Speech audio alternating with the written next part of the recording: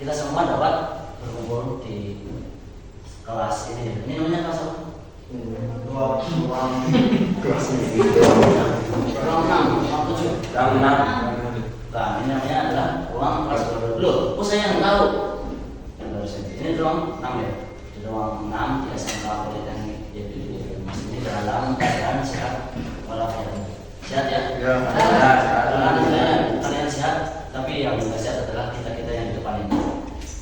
Ya, untuk yang keduanya adalah salam selalu tersalam kepada Tuhan Nabi Muhammad selalu kita nantikan sapanya di hari akhir. Nah, terima kasih juga untuk pertama yaitu kepala sekolah SMK Politeknik Mas yang sudah mengizinkan kami untuk melakukan kegiatan. Melakukan kegiatannya nanti. Yang kedua, terima kasih juga untuk Pak Keswan yang telah menyiapkan personil-personilnya ini dari berbagai macam ras ya. Ada yang dari OSIS, ada yang dari Pramuka, ada yang dari asrama. Yang penting di sini ada yang punya medsos apa enggak? Punya.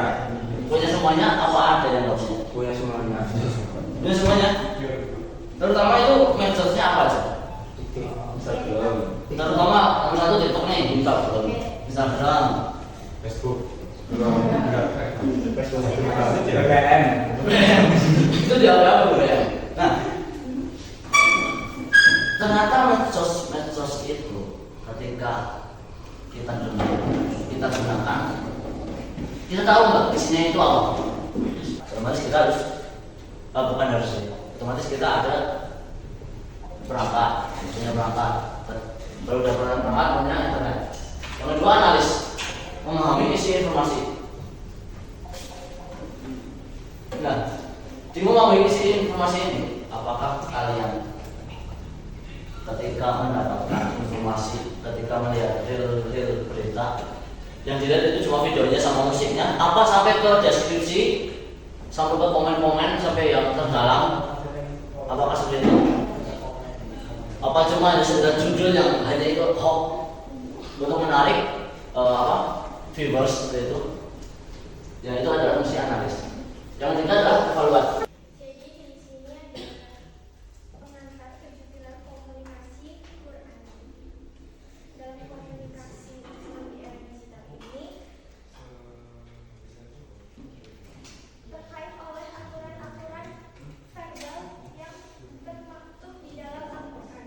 Ruang digital itu perluasan dari lisan kita, di mana jarimu adalah lisanmu. Pernah dengar nggak kata-kata itu? Nah, ini ada beberapa. Selanjutnya akan dibacakan teman saya. Ya, selanjutnya itu ada keulang layanan. Itu mengajarkan menyampaikan kritik, saran ataupun masukan ataupun pendapat juga. Itu dengan cara yang sopan ataupun santun, serta tidak menyakiti dari orang yang kita kasih saran atau masukan tersebut. Intinya kita menjaga tata bahasa kita, menjaga biasanya kalau kita mau berpendapat ataupun berkomentar kan sekarang kedewek itu di media sosial ya, semuanya sendiri gitu. Ya. Nah, dari pemerintah sendiri itu kita diajarkan untuk pentingnya menjaga tata cara kita berbicara, tata cara kita berkomentar dengan bahasa yang sopan dan masuk ke budaya tabayun. Ada yang tahu tabayun enggak? Tabayun. Tabayun adalah sikap mencari kejelasan dan memeriksa kebenaran dan suatu informasi sebelum mempercayai atau menyebarkannya kepada orang lain. Di era digital, tabayun menjadi keterampilan penting untuk menghindari penyebaran siapapun orang. Berikut langkah-langkah tabayun sebelum membangun. Banyak ya di pemerintah. Naik, apalagi yang sekarang belum pemerintah. Apa? DPR. Terus apa lagi? IKM angka. Kita masuk ke sesi diskusi. Oke. Materi-materi sudah kakak-kakak yang disampaikan. Kita masuk ke sesi diskusi nih dari nomor 1 dulu kali ya. Pernah nggak kalian itu membagi informasi yang ternyata itu hoax atau belum tentu benar dan mengapa hal itu tidak terjadi? Pernah nggak? Kayak misal contoh kalau dari saya ya, saya pernah nge-share berita 19 lapangan pekerjaan. Saya waktu 5 menit untuk diskusi tiga ini. Nanti salah satu dari setiap ini yang ngomong aja apa. Silakan 5 menit dari sekarang.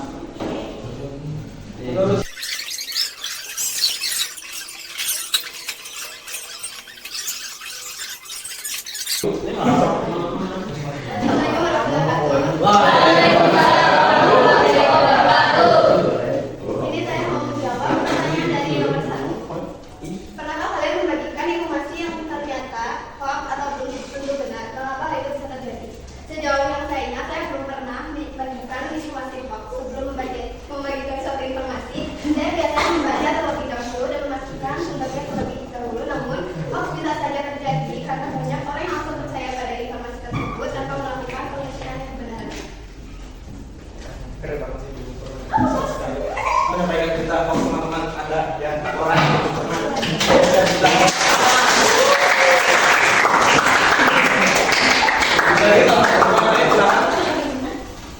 silakan, masing-masing silakan nomor 1. Benerin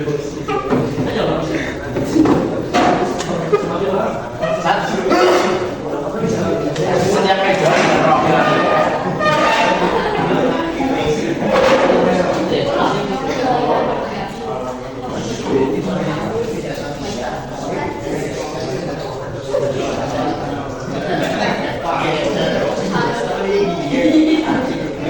Untuk nomor 2, ada yang mau menunjukkan hasil diskusinya? Silakan. Harus mau sih. Nomor 2 atau nomor 3 bebas. Yang penting menyampaikan hasil diskusi masing-masing.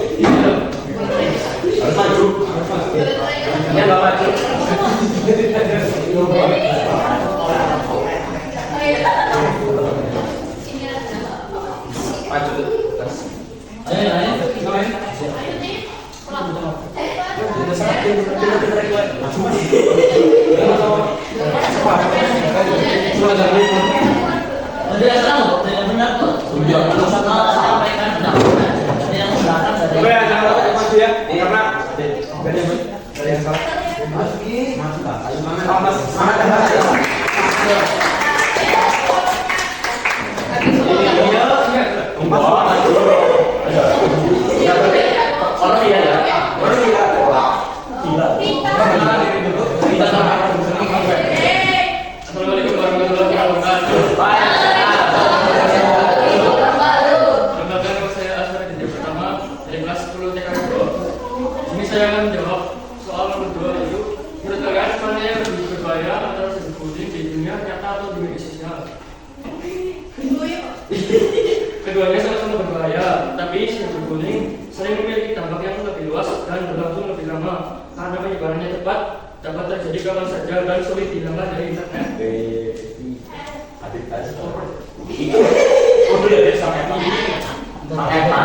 Itu hasil sendiri Mas Evan. Kalau makanya apa sebenarnya kayak